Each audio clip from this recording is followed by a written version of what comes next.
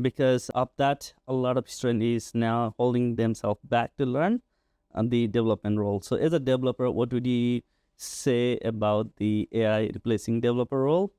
And what do you have thought of that? I don't think AI will replace the developer anyway, because how will AI go and check the Jira, discuss in the comments what to do, and come and solve the problem, do everything? It's impossible.